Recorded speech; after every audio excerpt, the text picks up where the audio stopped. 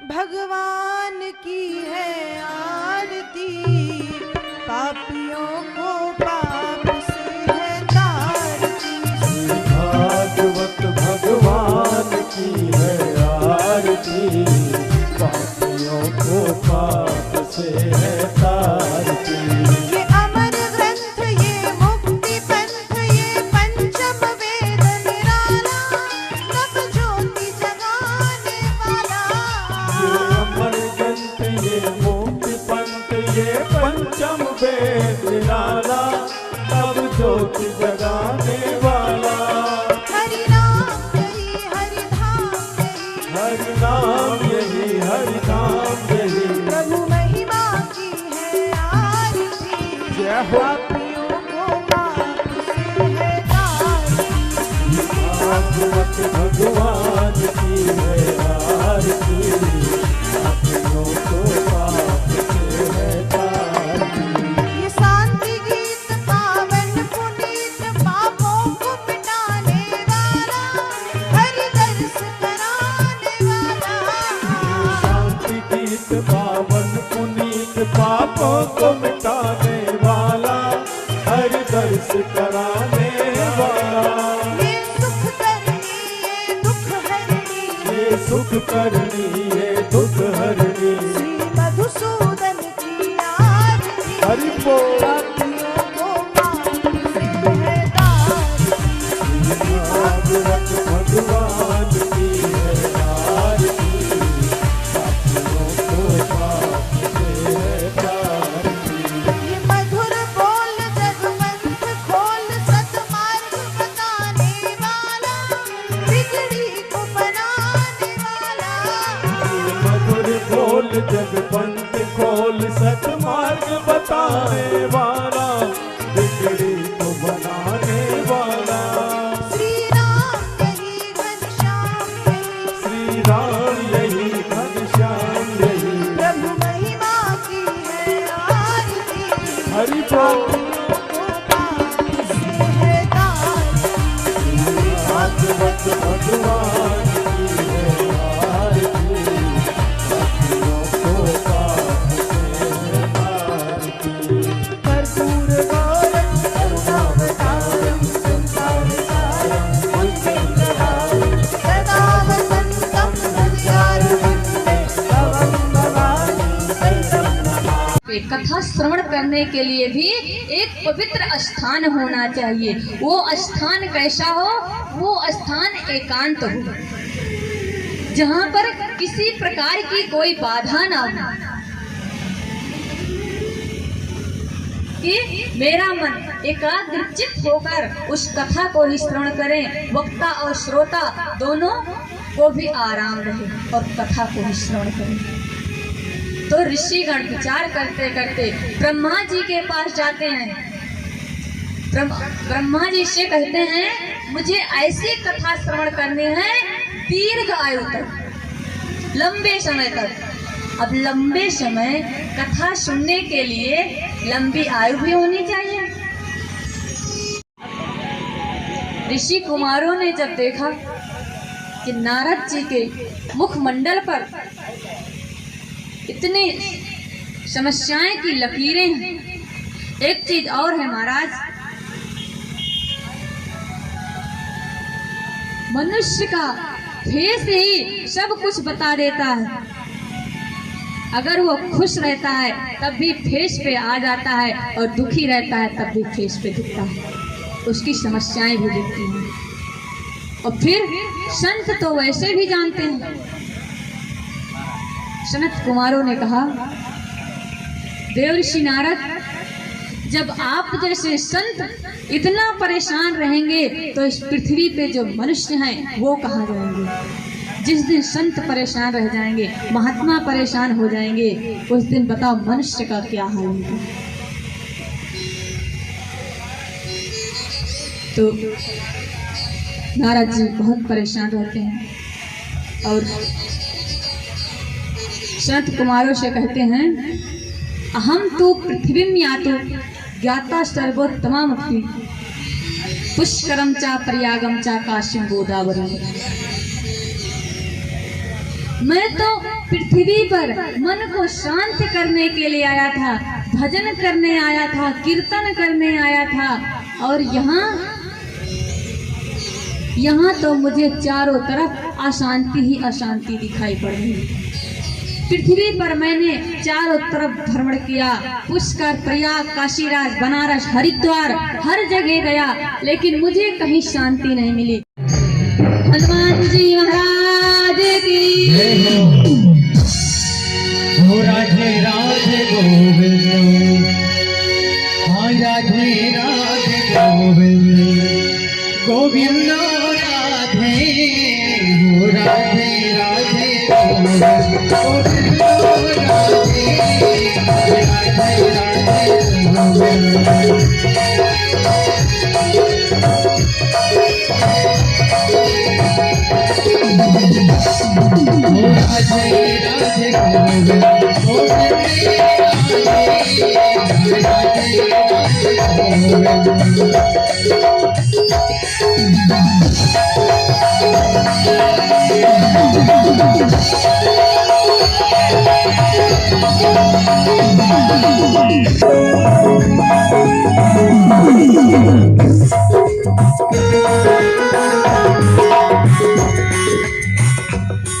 भक्ति महारानी ऐसे नहीं आएंगी महाराज, कुछ न कुछ परिश्रम करना पड़ेगा, संघर्ष करना पड़ेगा। तो आप लोग कम से कम लंबे लंबे हाथ उठाइए और ताली बजाइए। भक्ति महारानी राधे राधे गोविंद, राधे राधे राधे गोविंद, गोपाल राधे, राधे राधे गोविंद, गोपाल राधे, राधे राधे राधे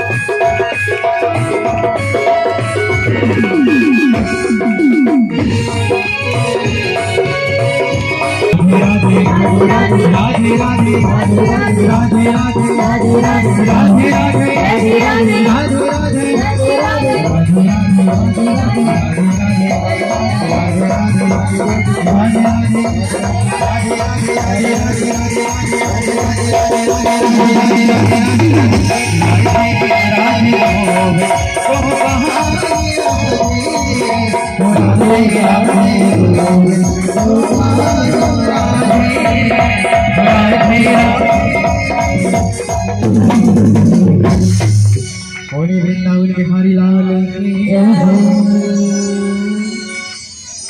राधा रानी सरकार की, श्रीमद् भागवत महापुराण की। तो भजन कर सुनने का अवसर प्राप्त हो रहा है महाराज, तो इस अवसर को कभी गंवाना नहीं चाहिए।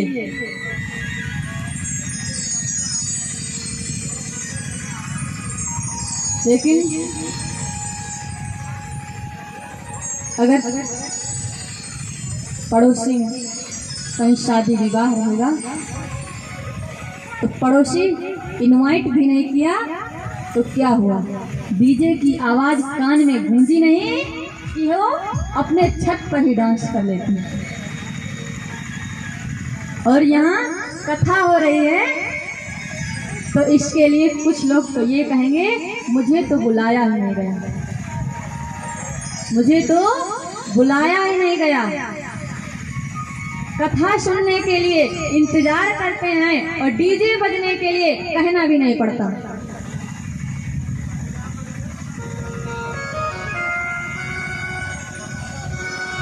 बस कान में आवाज गई, नृत्य करना शुरू। और यहाँ 2 घंटे से बैठे हैं, कितनी बार बोले होंगे महाराज कम से कम ताली तो बजाया करो, लेकिन फोन चलाने के लिए तो किसी को नहीं कहा जाता। फोन चलाने में किसी की उंगलियां नहीं दर्द होती, जितना मना करोगे उतना फोन चलाएंगे, और ताली बजाने के लिए हाथ दर्द होता है।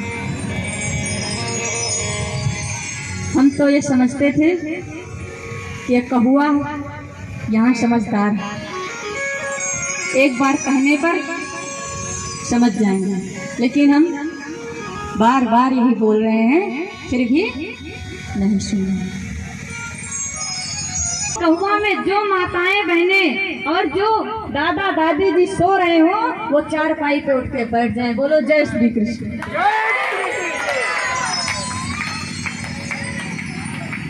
एक बार प्रेम से बोलो वृंदावन बिहारी लाल की।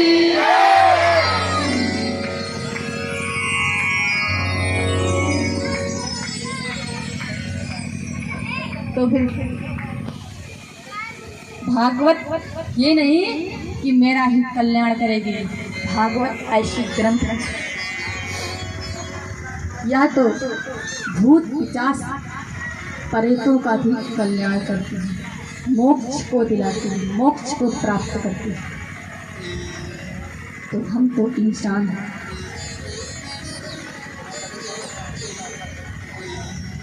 जब देव ऋषि नारद ने ये सुना कि यह भागवत भूत पिशाच को भी मोक्ष प्राप्त कर सकती है, तो उन्होंने कहा कि मुझे कोई ऐसी कथा सुनाइए कि जिसमें प्रेतों का भी उद्धार हो गया हो, मोक्ष को प्राप्त हो गया है।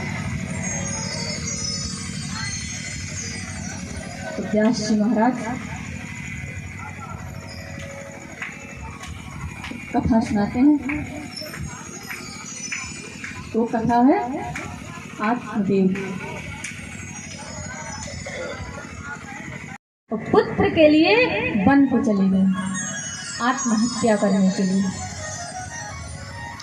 सुसाइड करने के लिए।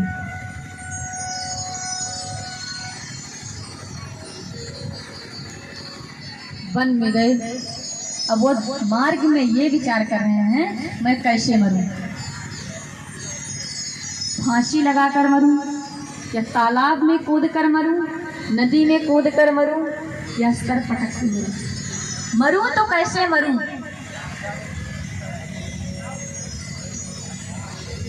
अब सोचते विचारते जा रहे हैं। धूप बहुत तेज थी, उनको प्यास लगी। एक सरोवर में जाते हैं और सरोवर में जल ग्रहण करते हैं। जल ग्रहण करके जब वापस आते हैं तो उधर से एक महात्मा आते हैं और महात्मा कहते हैं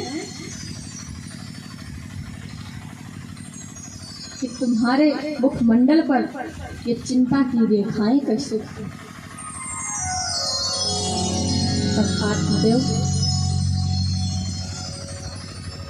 कहते हैं पहले तो दंडवत प्रणाम करते हैं महात्मा को, फिर कहते हैं कि आप ही कोई उपाय बताइए, कोई मार्ग दिखाइए जिससे मुझे पुत्र प्राप्त हो जाए।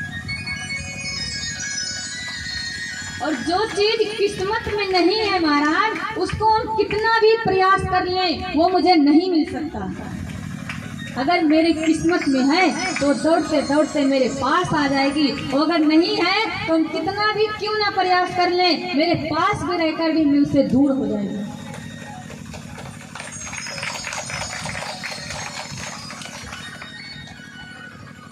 एक बार प्रेम से बोलो जय श्री कृष्ण।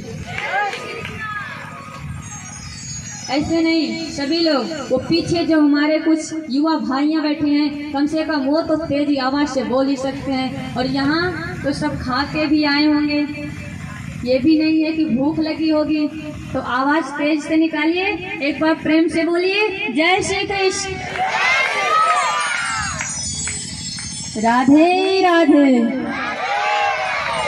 जय श्री कृष्ण। हम इसलिए बुलाते हैं, इसलिए नहीं बुलाते हैं कि आप लोग को डिस्टर्ब करते हैं, इसलिए बुलाते हैं कि जहाँ कथा होती है ना महाराज, अगर भक्ति महारानी आती हैं तो उस पंडाल के पीछे से श्रीमती निद्रा महारानी भी आ जाती हैं। और जहाँ निद्रा महारानी रहती हैं वहाँ ना तो भक्ति रहेंगे, ना ज्ञान रहेंगे, ना वैराग्य रहेंगे।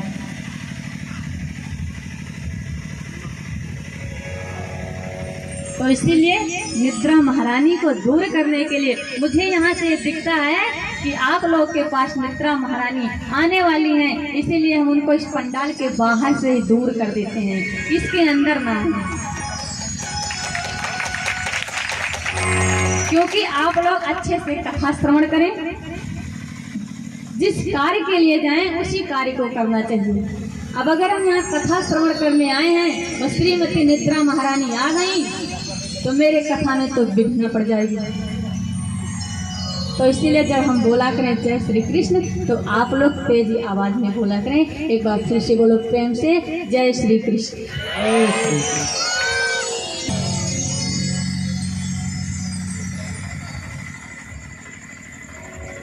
तो और श्रोता भी महाराज 3 प्रकार के आते हैं। श्रोता कितने प्रकार के आते हैं? 3 प्रकार के। एक श्रोता, श्रोता और श्रोता। श्रोता तो वो है महाराज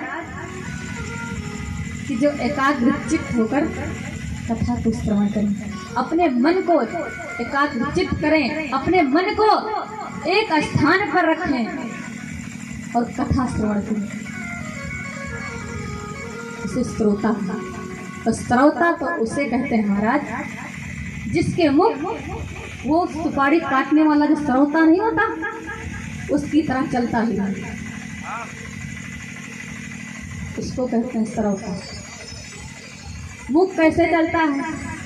अब यहाँ कुछ लोग आए होंगे तो सिर्फ कथा सुन रहे होंगे, क्योंकि वो घर से जब बाहर निकले होंगे तो सिर्फ ये सोच के कि मुझे कथा सुनना है। लेकिन कुछ लोग तो ये सोच के निकले होंगे कि मुझे कमी निकालना है। तो कमी क्या निकालेंगे?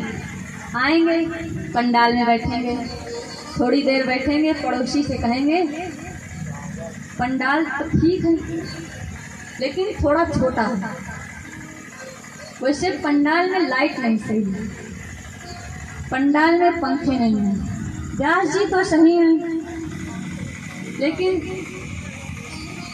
व्यास जी थोड़ा मधुर नहीं बोल रहे, उससे कथा तो बहुत अच्छी है। क्योंकि वो जब तक बैठे रहेंगे 3-4 घंटे उनके मुख चलते रहेंगे, कुछ न कुछ उनके दिमाग और मुख चलते रहेंगे। तो इसे कहते हैं श्रोता। और श्रोता, श्रोता तो महाराज मुझे भी पसंद है। कुछ लोग आएंगे, थके रहेंगे तो पंडाल में ऐसा स्थान ढूंढेंगे कि कहीं मुझे थोड़ा सा टेप लगाने को मिल जाए, और जहाँ थोड़ा सा मिला नहीं तो अपनी आँख बंद किए और सोए।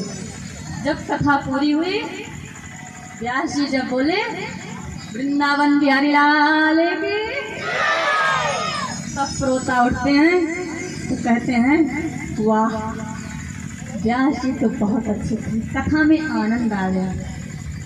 अब जब पड़ोसी पूछते हैं कथा में क्या सुना, वैसे ध्यान तो नहीं लेकिन इतना तो है कथा में आनंद आ गया। तो एक संत कहते हैं तो उनके पास एक मैया आई, वो मैया कह रही हैं कि घर पे तो हमें सोने के लिए 2-2 टेबलेट खाने पड़ते हैं, तब भी नींद नहीं आती, लेकिन इस पंडाल में हम आए इतने आनंद से सोए कि मुझे कोई चिंता नहीं, आराम से नींद आ गई। तो उनको सोने में ही आनंद आता है।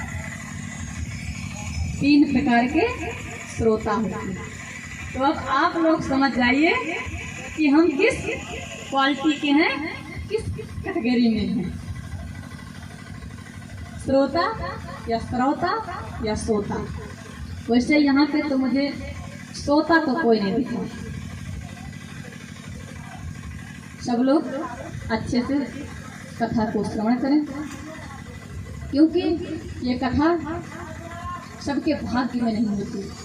बहुत सी माताएं होंगी जो यहाँ नहीं आ पा रही किसी विवशतावश। इसलिए अगर जिसको अवसर प्राप्त हुआ है वो इस अवसर का लाभ उठाइए। अपने इस कीमती समय को अगर निकाले हो तो उस समय का लाभ उठाइए, कथा को श्रवण करिए। बोलिए वृंदावन बिहारी लाल की। तो धुंधकारी जब महात्मा मिलते हैं धुंधकारी से, महात्मा से जब कहते हैं कि मुझे पुत्र चाहिए, महात्मा तो उनको तो सब पता रहता है। महात्मा कहते हैं कि तुम्हें इस जन्म तो क्या 7 जन्म तक तुम्हारे पुत्र नहीं होंगे। अब आत्मदेव तो परेशान हो गया महाराज। आत्मदेव कह रहा है मैं तो 1 जन्म से मर रहा था, आपने तो मुझे 7 जन्म मार दिया। अब जब आपको ये पता है कि 7 जन्म तक मेरे पुत्र नहीं होंगे, तो आपको ये भी पता होगा कि मेरे पुत्र कैसे होंगे। आप मुझे मार्ग बताइए। अब महात्मा से निवेदन करने लगे, प्रार्थना करने लगे। तो महात्मा तो सरल होते हैं, सीधे होते हैं, सज्जन होते हैं। महात्मा के पास रहता क्या है? वो वन में थे, एक फल को तोड़ा, उसी फल को दे दिया और उसके नियम बता दिए, ये फल को ले जा करके अपनी पत्नी को खिला देना, तुम्हारे पुत्र होगा। पत्नी के पास ले गए आत्मदेव। अब जब घर के बाहर पहुंचे तो बाहर से ही आवाज लगा रहे हैं, धुंधली, अरे ओ धुंधली। धुंधली ने सोचा कि मेरे लिए कोई हार लेकर आए होंगे। धुंधली प्रसन्न होकर घर से बाहर निकली, क्योंकि महाराज पत्नी को क्या चाहिए? अगर पति बाहर से आ रहा है, उसके मन का सामान लाया, तब तो पति की स्वागत होगी, सम्मान होगा अच्छे से। अगर नहीं लाया तो अगर एक बार वो बेचारा बोल दिया कि टाइम नहीं, तब तो महाराज ये समझो गले में फांसी पड़ गई। ये कहेंगे कि दिन भर घूमने का, दोस्तों के साथ रहने का, रेस्टोरेंट जाने का टाइम है और मेरे सामान लाने का टाइम नहीं है। कभी उस बेचारे की समस्या नहीं देखेंगी कि हाँ हो सकता है किसी समस्या में फंस गए।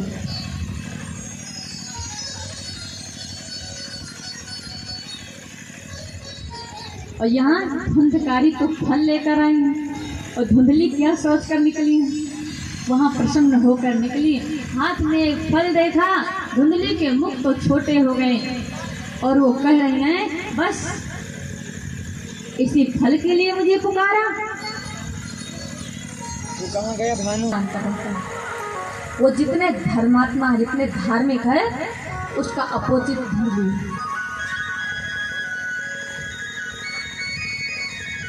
तो धुंधली उस फल को पड़ोसन के पास ले जाती है और कहती है, इसको किसी महात्मा ने दिया है, पता नहीं क्या करके दिया हो।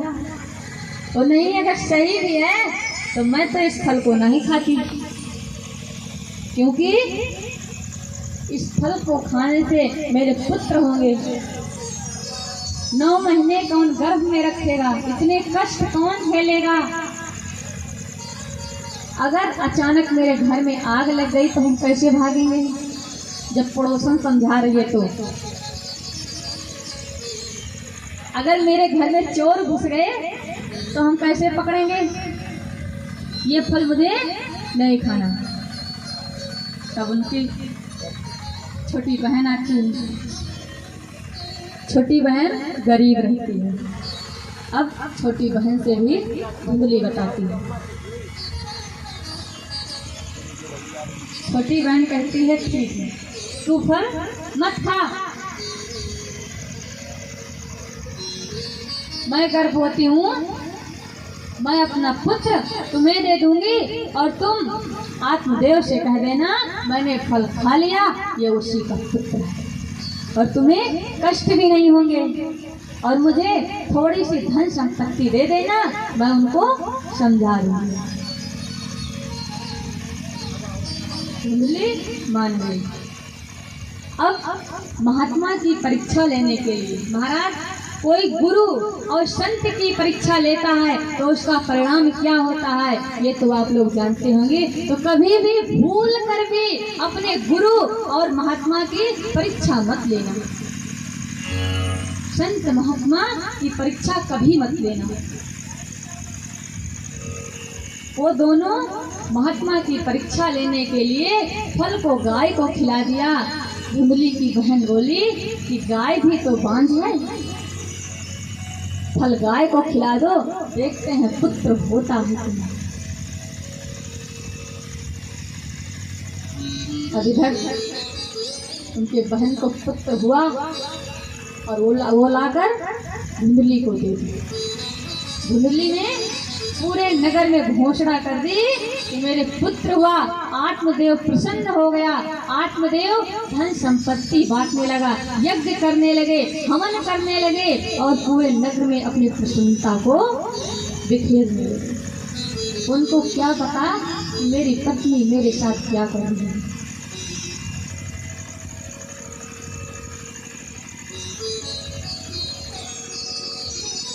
अब 3 महीने बाद गाय के भी बछड़े नहीं होते, गाय के भी पुत्र होते। और वो पुत्र कैसे होते हैं?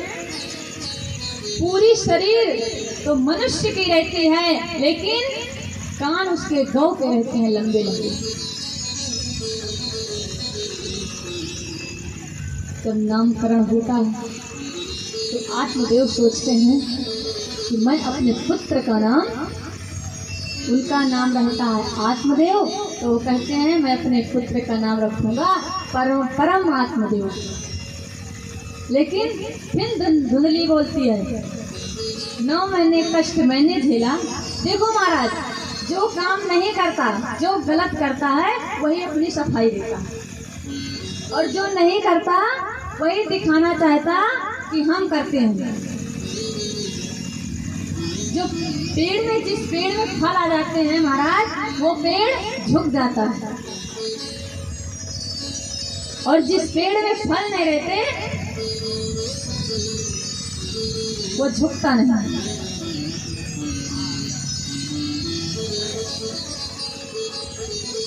धुंधली फिर बोली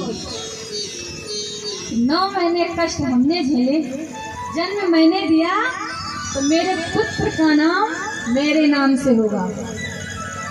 तो धुंधली का नाम, धुंधली उनका नाम था, उसके पुत्र का नाम हुआ धुंधकारी। और जो गौ का पुत्र था उसका नाम उसकी माँ से पड़ा, वो गौ का पुत्र था तो उनका नाम हुआ गौकर्ण। एक बार प्रेम से बोलिए जय श्री कृष्ण।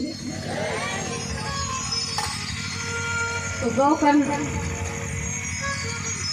नामकरण हो गया, धुंधकारी और गौकर्ण। आत्मदेव प्रसन्न रहने लगे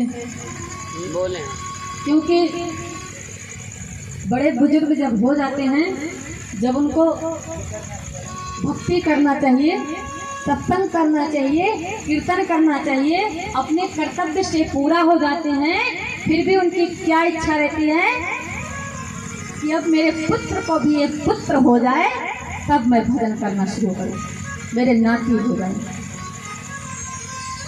हर मंदिर में यही मांगते हैं, मैं बिहारी जी के पास तभी जाऊंगा जब मुझे पुत्र होंगे, मैं वृंदावन तब तक नहीं जाऊंगा।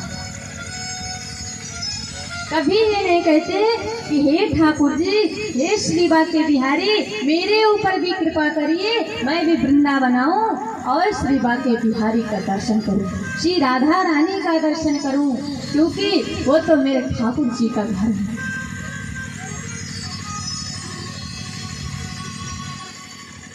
बड़े बुजुर्ग क्या कहते हैं, जब बच्चे घर में रहते हैं, किलकारियाँ करते हैं, उठते हैं, दौड़ते हैं, तो आनंद आता है। वो अपने इस संसार के मोह माया में आनंद ढूंढते हैं।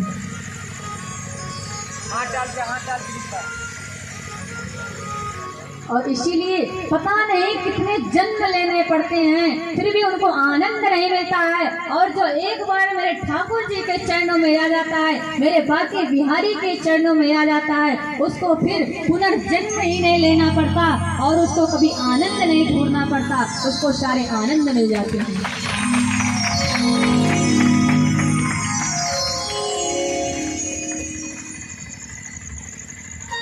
अब धुंधकारी और गोकर्ण में, धुंधकारी का अलग स्वभाव था, क्योंकि वो उनकी माँ, अब जैसे माँ रहेगी बच्चे भी वैसे रहेंगे, क्योंकि प्रथम गुरु माँ होती है। जैसे संस्कार बच्चे को देंगे बच्चा वैसे होगा। इसीलिए हमारे वेद पुराण शास्त्र कहते हैं कि माँ जब एक स्त्री जब गर्भवती हो तो उसको कथा सुननी चाहिए, भजन करना चाहिए, कीर्तन करना चाहिए, ताकि उनका जो स्वभाव हो वो भी बदलेगा और जो बच्चा होगा वो उसका भी स्वभाव बदलेगा। वो बच्चा संस्कारी होगा, धर्म कार्य करेगा, धर्म के मार्ग पर चलेगा, अच्छे कार्य करेंगे। लेकिन आजकल की माँ क्या देखती हैं, वो तो दिन भर फोन ही चलाती हैं। इसीलिए आजकल के बच्चे भी फोन ही चलाते हैं। आजकल के बच्चे ऐसे हैं महाराज कि जब तक कहेंगे मम्मा आप फोन नहीं दोगी, मैं गेम नहीं खेलूंगा तो खाना नहीं खाऊंगा।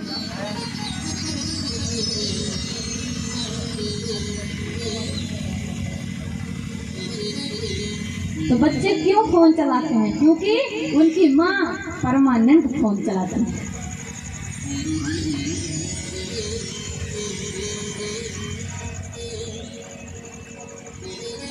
और ये तो अयोध्या धाम है, यहाँ पे भगवान श्री राम कितना संघर्ष किया, माता सीता ने कितना संघर्ष किया। लव और कुश को कभी संस्कार देने की जरूरत ही नहीं पड़ी।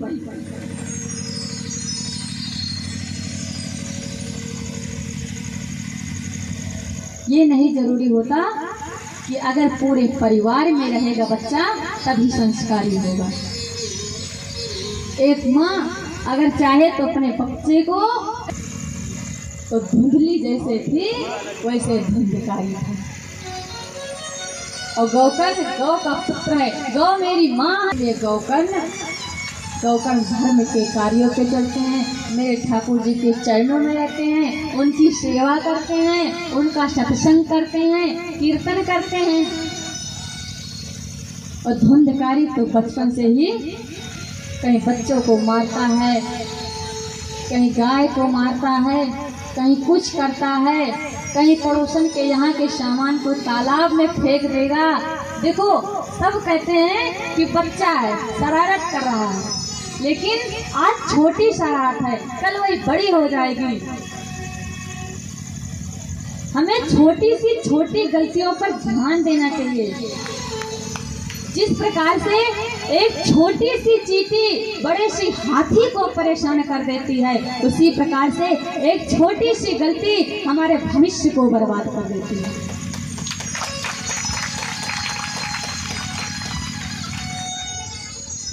बड़ी गलती कभी नहीं नुकसान करती है, क्योंकि वो प्रत्यक्ष रहती है, वो समाज के सामने रहती है, वो सबके सामने रहती है। लेकिन छोटी गलती वो होती है जिसको हम छुपा लेते हैं और वही मेरे भविष्य को बर्बाद कर देती है।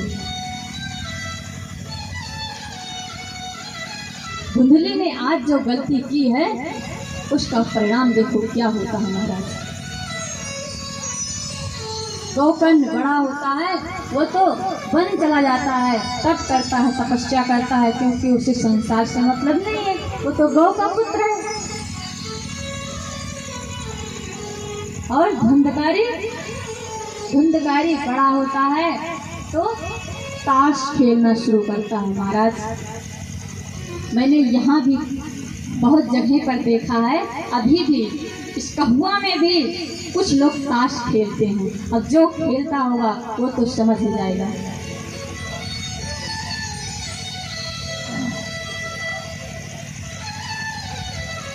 तो वो ताश खेलना शुरू किया, जुआ खेलता था।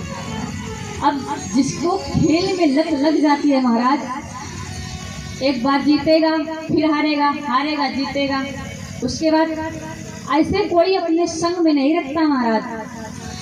जब तुम्हारे पॉकेट में रहेगा कुछ ना, तभी तुम्हें लोग पूछेंगे, वरना कोई ताश भी नहीं खिलाता।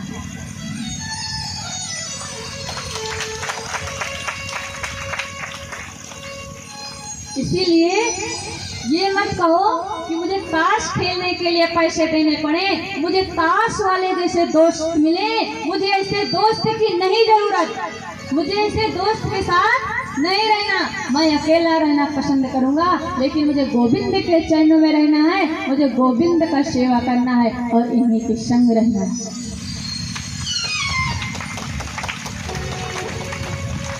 अगर आप ताश खेलने में पैसे बर्बाद कर सकते हैं तो सीधा वृंदावन जाके बाकी बिहारी के दर्शन भी कर सकते हैं। लेकिन वहां जाने के लिए कहेंगे मेरे पास पैसे नहीं, मैं क्या बताऊं। मन तो बहुत करता है लेकिन पैसे नहीं, और ताश खेलने के लिए पैसे हो जाते हैं ऐसे धुंधकारी। और जिसके एक पुत्र होता है महाराज, उसके माँ बाप को तो बहुत ध्यान देना पड़ता है, क्योंकि वो इकलौता रहता है। इकलौते पुत्र की ममता अलग होती है। माँ क्या कहती है, अगर पिता डांटता भी है तो माँ कहती है कोई बात नहीं।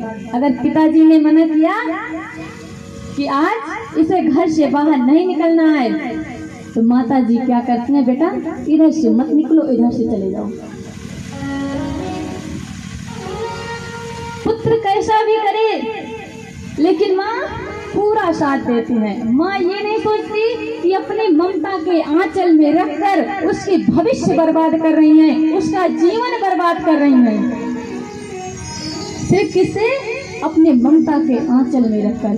कितने दिन आप ममता के आंचल में रखोगे? जब भविष्य बर्बाद हो जाएंगे ना, तो आप अपने आंचल भी छोड़ देंगे। उस दिन आप नहीं कहेंगे कि पुत्र आ जाओ, आप भी कहेंगे कि मुझे ऐसे पुत्र की कोई आवश्यकता नहीं है। तो पुत्र के लिए किस लिए मरते हैं कि मरने के बाद मुझे कंधा लगाएगा। क्या गारंटी है कि पुत्र मरने के बाद मुझे कंधा लगाएगा? कहीं वो कुपुत्र निकल गया तो क्या करेंगे महाराज? ऐसे कुपुत्र के कंधा लगने से अच्छा है बिना कंधे के ही रह जाओ। पुत्र हो तो सुपुत्र हो, कुपुत्र न हो। 3 प्रकार के पुत्र भी होते हैं, पुत्र, कुपुत्र, सुपुत्र। पुत्र तो पुत्र होता है, कुपुत्र, सुपुत्र। और एक होते हैं, गांव में मैंने सुना था बड़े बुजुर्गों से, कहते हैं कुत्ते के मूत्र। वो किसको कहते हैं? कुछ पुत्र ऐसे होते हैं नशे में हमेशा रहते हैं।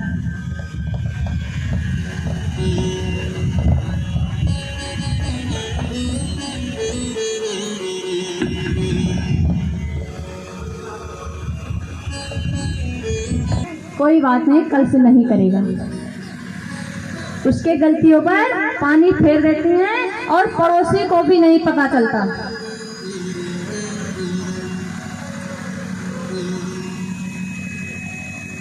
तो धुंधकारी माता जी कुछ नहीं बोले।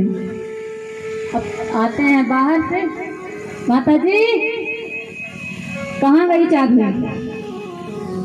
माता जी ने कहा तुमने तो सब बर्बाद कर दिया, अब क्या रह गया? माता जी को कहते हैं नहीं दोगी तो मैं तुझे मारूंगा।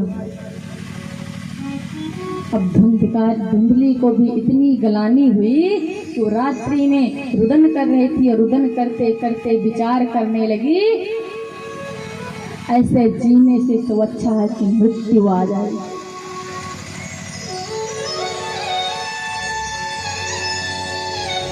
और वो भी अंधेरी रात्रि में वन की ओर चली गई। जाते जाते उसको एक कुआं दिखाई पड़ा, उसी कुएं में आत्महत्या कर ली। अब धुंधकारी बचा अकेला, उसको तो और आराम हो गया। वो कुछ गड़काएं को लाया और लाकर घर में रख ली। लेकिन महाराज जब अपने साथ देते हैं ना तो सब साथ देते हैं, अपने दूर हो जाते हैं तो सब दूर हो जाते हैं। जब तक तुम्हारे पास है तब तक तुम्हारे पास सब हैं। जिस दिन तुम्हारे पास खत्म हो जाएगा उस दिन तुम्हारा साथ छोड़ देंगे। अब जब इसके सारे धन संपत्ति खत्म हो गए तो ये चोरी करने लगा, डकैती करने लगा।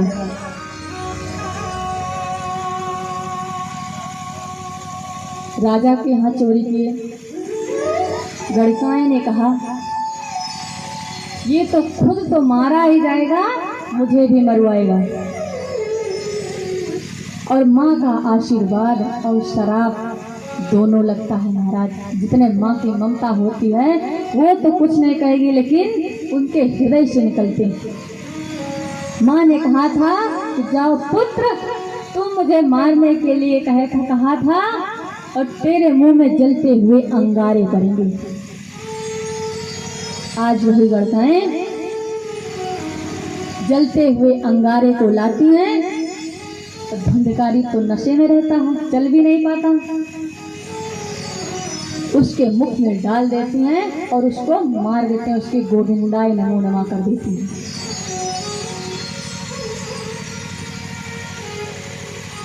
जब आत्मदेव से गोकर्ण मिलते हैं, पिताजी को प्रणाम करते हैं।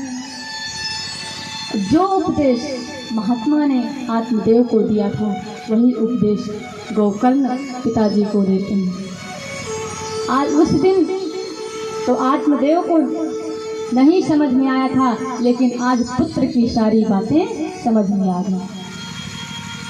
इधर गोकर्ण को जब पता चला कि धुंधकारी की मृत्यु हो गई तो गोकर्ण ने गया में जाकर श्राद्ध कर दिया। भ्रमण करते करते एक दिन अपने नगर में आए तो रात्रि हो गई थी। गोकर्ण ने कहा गांव वालों को क्यों जगाएं, सब परेशान होंगे। मैं आज घर में ही सो जाते हैं, सुबह जब होगी तब सबसे मिलेंगे। गोकर्ण आते हैं और घर में जैसे ही सोने लगते हैं उनको निद्रा महारानी आती हैं कि कहीं बस यहाँ तो धुंधकारी प्रेत योनि में था, पूरे घर में भ्रमण कर रहा था। तो धुंधकारी कहीं बछड़े का रूप धर के आए, कहीं छकड़े का रूप धर के आए, कहीं जलते हुए अंगारे आए, कहीं कुछ आए। अब गोकर्ण तो विद्वान ज्ञानी महात्मा थे ना। गोकर्ण ने कहा ये मुझे क्या दिख रहा है। उन्होंने अपने कमंडल से निकाला जल और उसके ऊपर फेंक दिया और बोला तुम कौन हो और मुझे क्यों परेशान कर रहे हो। तब धुंधकारी बोलने लगा और कहने लगा कि गोकर्ण मैं तुम्हारा भाई धुंधकारी, अहम भ्राता तदेवस्मिन् धुंधकारी नामता शक्येन वा दोषेण ब्रह्मत्वं नाशितम्। मैं तुम्हारा भाई धुंधकारी। तब गोकर्ण कहते हैं गोकर्ण कहते हैं मैंने तो तुम्हारा पिंड दान गया में कर दिए हैं, फिर तुम क्यों प्रेत योनि में भटक रही हो। तब धंधकारी कहते हैं भैया मैंने इतना पाप किया है, इतने पाप किए हैं कि कई जन्मों तक आप पिंडदान करते रहेंगे तब भी मेरा उद्धार होने वाला नहीं, और आप ही मुझे मुक्ति दिला सकते हैं इस प्रेत योनि से। मैंने पहले भी बताया था कि महात्मा दयालु है।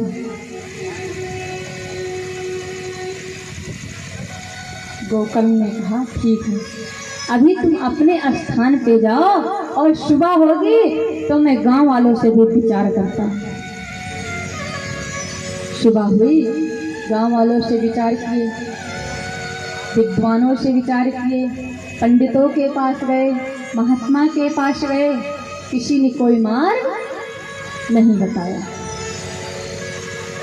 तब गोकर्ण ने भगवान सूर्य की प्रार्थना की तो भगवान सूर्य ने कहा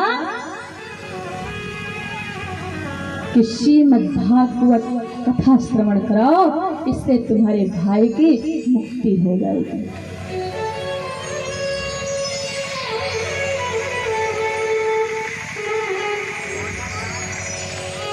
यही बातें जब गोकर्ण बोले थे, जब महात्मा बोले थे आत्मदेव से कि पुत्र होने का कोई फायदा नहीं, आप वन में चले आओ, तप करो, तपस्या करो, यहीं सारे तीर्थ।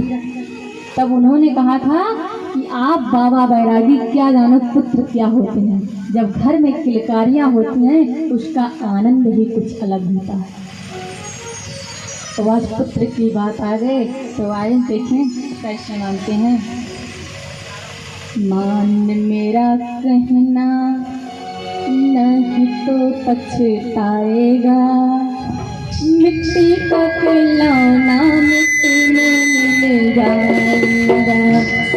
मान मेरा कहना नहीं तो पछताएगा, मिट्टी का खिलौना मिट्टी में मिल जाएगा। मान मेरा कहना नहीं तो पछताएगा, मिट्टी का खिलौना मिट्टी में मिल जाएगा।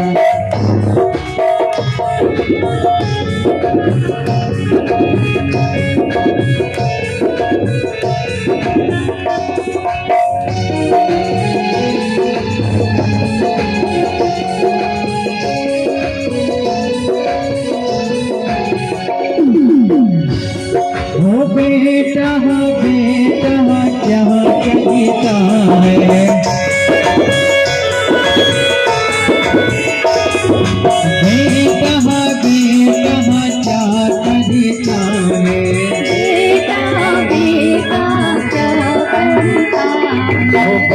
तेरा एक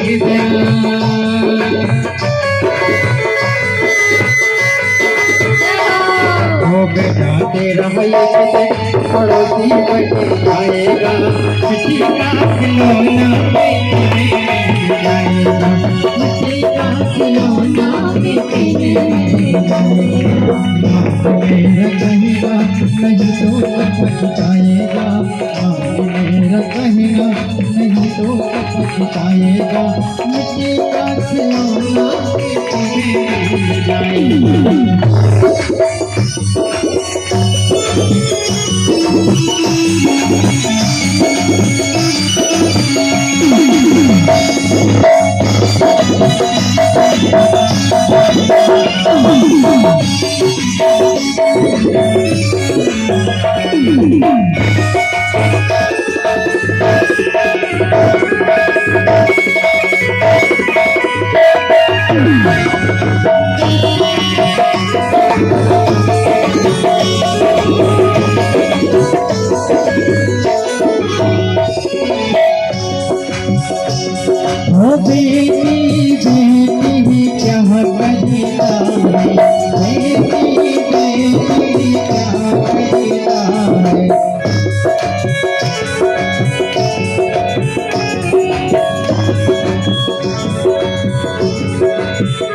बेटी ही बेटी ही चाह करता है किसी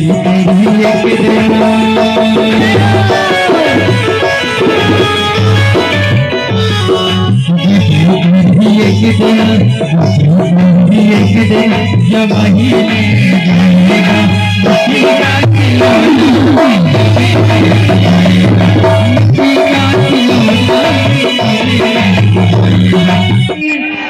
राधा रानी सरकार की। तो देखिए महाराज, जो संत महात्मा का कहना नहीं मानता उसका क्या परिणाम होता है। एक दिन उसी पुत्र के लिए आत्महत्या करने जा रहे थे कि मुझे पुत्र चाहिए, और आज उसी पुत्र के लिए जा रहे हैं आत्महत्या करने कि मुझे ऐसा पुत्र नहीं चाहिए, मैं बिना पुत्र का ही सही हूँ।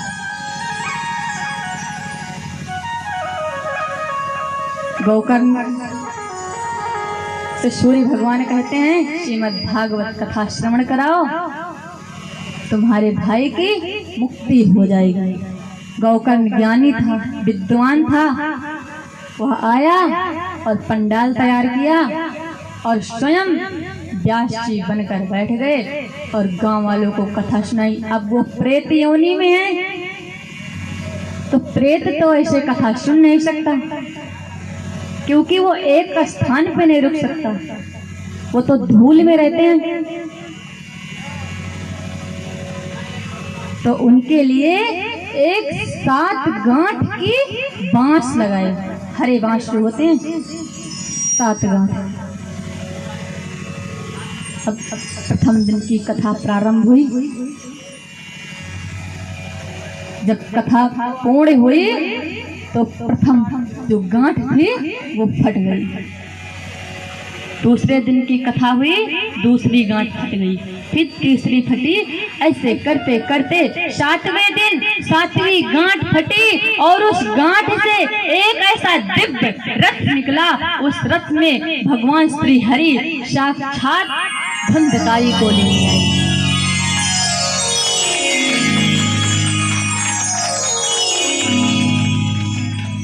अब गांव के लोगों ने कहा कि धुंधकारी अकेले थोड़ी ना सुन रहा था, कथा तो हम भी सुन रहे थे, लेकिन सुनता तो सब कोई है महाराज, लेकिन सुनने से कुछ नहीं होता कि आज सुनो, इस कान से सुनो और इस कान से निकालो।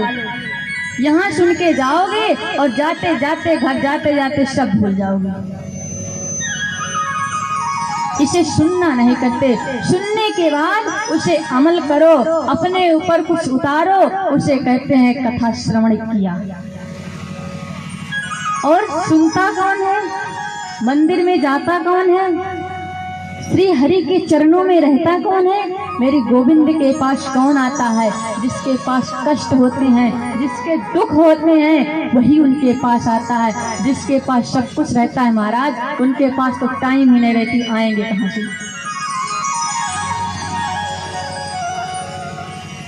तो धुंधकारी तो दुखी था, तो ध्यान से सुना था भगवान की कथा को 7 दिन मन लगाकर, इसीलिए उनके लिए विमान आया और गांव वालों के लिए नहीं आया।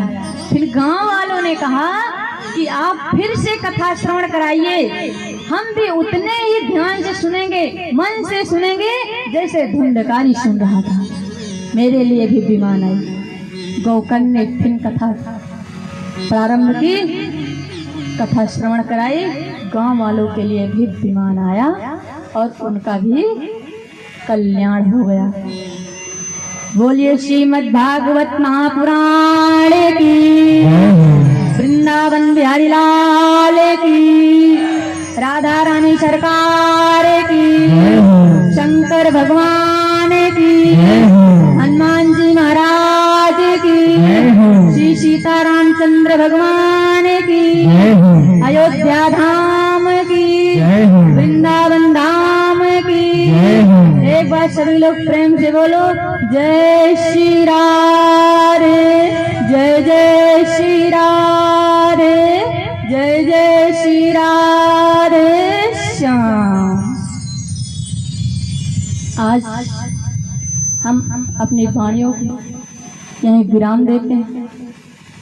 कल शाम 5 बजे से 9 बजे तक पुनः कथा प्रारंभ होगी और आप लोग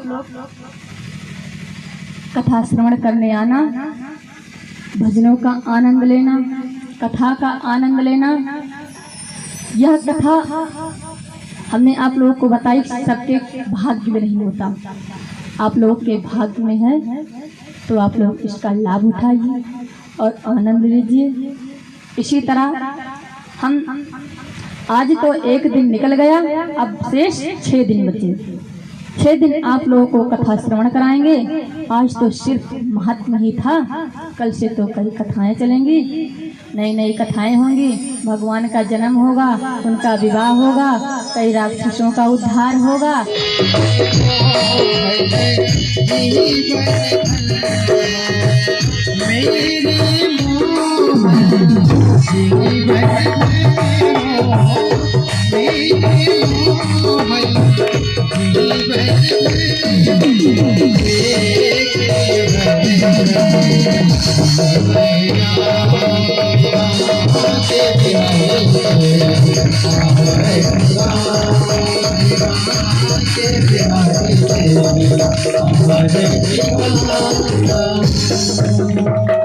बोली वृंदावन बिहारी लाल की